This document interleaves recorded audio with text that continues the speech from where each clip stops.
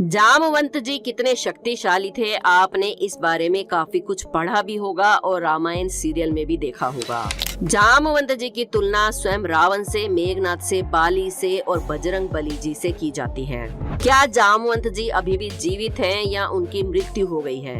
अगर वो जीवित हैं तो कहाँ हैं और अगर उनकी मृत्यु हो गई है तो कैसे हुई? आज के इस वीडियो में हम जामवंत जी के बारे में बात करेंगे। और आगे बढ़ने से पहले आपसे रिक्वेस्ट है कि अगर अभी तक आपने हमारे चैनल अनोखी दुनिया को सब्सक्राइब नहीं किया है तो जल्दी से कर लीजिए और बेल आइकन को प्रेस करना ना भूलें। कमेंट्स में जय श्री राम जरूर लिखें। जामवंत जी ऋक्षों के राजा थे, लेकिन वो अमर कैसे हुए या फिर वो चिरंजीवी कैसे बने? कैसे वो सतयुग से लेकर द्वापर युग तक जीवित रहे? क्या वो कलयुग के अंत तक मौजूद रहेंगे? उनका जन्म कैसे हुआ? आज इस वीडियो में हम आपको जामवंत जी के बारे में सब कुछ विस्तार से बताएंगे। बस आप यूं ही वीडियो के अंत तक हमारे साथ बने रहिए। और वीडियो के अंत में भगवान विष्णु के 10वें अवतार कल्कि अवतार के बारे में भी जानेंगे। तो बिना देरी के शुरू करते हैं अपना आज का वीडियो और चलते हैं उस समय जब हवा, पृथ्वी, पानी कुछ भी नहीं था, जब ब्रह्मा जी सृष्टि की रचना कर रहे थे और ब्रह्मांड नहीं था, केवल शून्य ही था। भगवान विष्णु ने जल में धरातल का निर्माण किया और शुरुआत हुई सृष्टि की रचना की। ब्रह्मा जी ने पृथ्वी बनाई, पेड़ पौधे बनाए, झरने, नदी, फूल बनाए और बाकी सब चीजें बनाई। और जब पशु पक्षियों की संरचना की तब जामवंत जी का जन्म हुआ। जामवंत जी के जन्म को कितने वर्ष हो गए ये तो कोई नहीं जानता और कोई भी ये नहीं बता सकता कि जामवंत जी का जन्म किस दिन हुआ था। जामवंत जी का जन्म सतयुग से पहले हुआ था, जब उस युग में कोई भी नहीं था। भगवान विष्णु के मत्स्य अवतार से लेकर सभी अवतारों को जामवंत जी ने अपनी आंखों से देखा है। कंबा रामायण में मिलता है कि जब भगवान विष्णु ने वामन अवतार लिया था और 3 पग में समस्त लोकों को नाप लिया था, तब इन सभी लीलाओं को जामवंत जी अपनी आंखों से देख रहे थे और प्रसन्न हो रहे थे, क्योंकि जामवंत जी भगवान विष्णु के बहुत बड़े भक्त थे। जामवंत जी के पास उनके युवा अवस्था में इतनी ज्यादा शक्ति थी जिसकी कोई सीमा नहीं थी। उनके दौड़ने की रफ्तार बिजली से भी तेज थी। वाल्मीकि रामायण के किष्किंधा कांड में लिखा है कि जब सीता मैया का पता लगाने के लिए समुद्र को लांग कर जाना था, तब जामवंत जी सभी वानरों की गति को नाप रहे थे। कोई वानर कहता है कि मैं 50 योजन तक छलांग लगा सकता हूँ, तो कोई वानर कहता है 60 योजन तक छलांग लगा सकता हूँ। तब जामवंत जी ने कहा कि मैं 90 योजन तक छलांग लगा सकता हूँ। इसी बात से पता चलता है कि जामवंत जी कितने ज्यादा शक्तिशाली थे। और जामवंत जी बोले कि ये सागर 100 योजन का है, इसे मैं नहीं लांग सकता, लेकिन हनुमान जी इसे छलांग लगाकर लांग सकते हैं। लेकिन हनुमान जी अपनी सारी शक्तियों को भूल चुके थे। इसके पीछे भी एक रोचक कथा है। हनुमान जी बचपन में बहुत ज्यादा शक्तिशाली थे और नटखट भी थे। उनकी शरारतों से सब परेशान थे। एक बार तो उन्होंने सूर्य को भी निगल लिया था।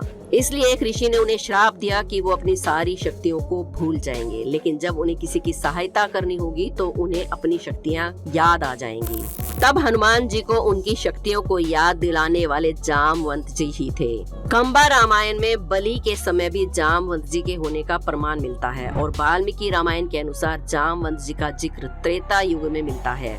इसी प्रकार जामवंत जी का जिक्र भागवत पुराण में भी मिलता है। जब सत्यभामा, जो भगवान श्री कृष्ण की पत्नी थी और भगवान श्री कृष्ण उनसे बहुत ज्यादा प्यार करते थे, उनके पिता का नाम था सत्राजीत, जिसके पास एक मणि थी जिसका नाम था संयमतक मणि।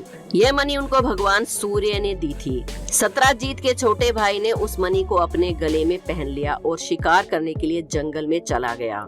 जंगल में वो एक शेर के द्वारा मारा गया और मणि वही जंगल में गिर गई। तब जामवंत जी को वो मणि प्राप्त हो गई। सत्राजीत ने उस मणि की चोरी का इल्जाम भगवान श्री कृष्ण पर लगाया। भगवान श्री कृष्ण अपने ऊपर लगे चोरी के लांछन को हटाने के लिए मणि को ढूंढने निकल पड़े।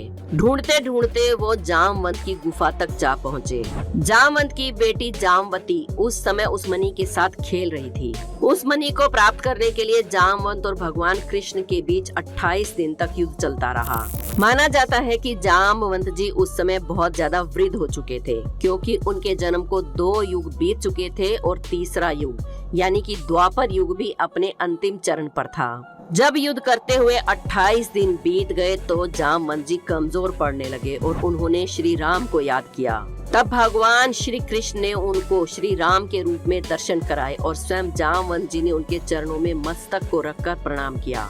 भगवान श्री कृष्ण और कोई नहीं बल्कि स्वयं नारायण के अवतार हैं, जो समय समय पर अपने नए नए रूप में अवतार लेते रहते हैं और पापियों का नाश करते हैं। आइए अब आपको बताते हैं कि भगवान श्री कृष्ण ने जामवंत जी से युद्ध क्यों किया। कहा जाता है कि रामायण काल में जामवंत जी ने एक बार राम जी से युद्ध करने की इच्छा प्रकट की, क्योंकि वो देखना चाहते थे कि उन दोनों में कौन ज्यादा शक्तिशाली है। तब श्री राम ने कहा कि इस युग में तो संभव नहीं है, लेकिन द्वापर युग में मैं आपकी इच्छा जरूर पूरी करूंगा। और इतने वृद्ध होने के बाद भी स्वयं नारायण के सामने 28 दिन तक युद्ध में टिके रहना बताता है कि जामवंत जी कितने शक्तिशाली थे। जामवंत जी का वर्णन हमें रामचरितमानस में भी मिलता है। जब राम और रावण का युद्ध चल रहा था, उस दौरान रावण ने भारी मात्रा में वानरों और भालुओं का नाश कर दिया। ये देखकर जामवंत जी को बहुत क्रोध आया और उन्होंने दौड़कर रावण के सीने पर प्रहार किया, जिससे रावण रथ से नीचे गिर पड़ा। इंद्रजीत को जब इस बारे में पता चला तो वो बहुत क्रोधित हो गया। उसने जामवंत जी से कहा कि मैंने बड़ी गलती की जो तुमको वृद्ध समझकर छोड़ दिया। अब तुम मेरा सामना करो। माना जाता है कि मेघनाथ बड़े बड़े दैत्यों से भी ज्यादा शक्तिशाली था। मेघनाथ ने एक शूल से प्रहार किया। उस शूल की गति बिजली की गति से भी ज्यादा थी।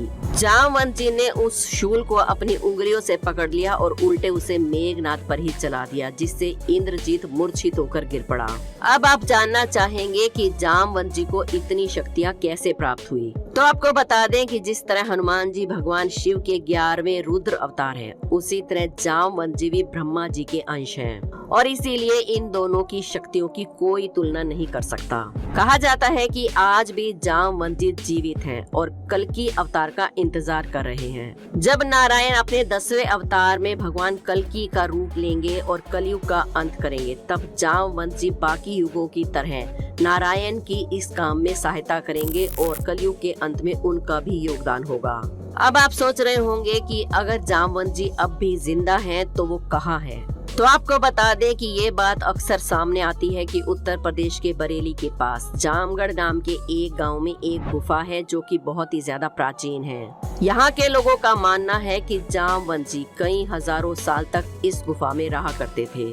यहाँ पर गणेश जी की जामवंत जी पूजा किया करते थे और यहाँ गणेश जी और जामवंत की मूर्तियाँ भी हैं।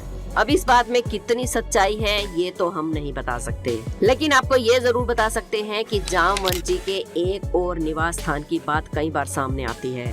मध्य प्रदेश के रतलाम शहर में एक छोटे से गांव में, जिसका नाम है जामथल गांव। इस गांव के लोगों का कहना है कि स्वयं जामवंत जी ने ये गांव बसाया था और जो वहां गुफा है उसमें जामवंत जी आज भी रहते हैं, लेकिन हम उन्हें देख नहीं सकते क्योंकि उनका शरीर कलयुग में दिव्य हो गया है। आपकी इस वीडियो के बारे में क्या राय है हमें कमेंट्स में जरूर बताएं। वीडियो पसंद आई हो तो एक लाइक जरूर करें। हमारे चैनल अनोखी दुनिया को सब्सक्राइब करके बेल आइकन को प्रेस करना ना भूलें, ताकि हमारी वीडियो की हर नोटिफिकेशन आपको सबसे पहले मिल जाए। कल फिर मिलेंगे एक और नई वीडियो में एक और नए इंटरेस्टिंग टॉपिक के साथ। तब तक खुश रहिए, मस्त रहिए, स्वस्थ रहिए, अपने आसपास सफाई रखिए। कमेंट्स में जय श्री राम जरूर लिखिए। चलते हैं।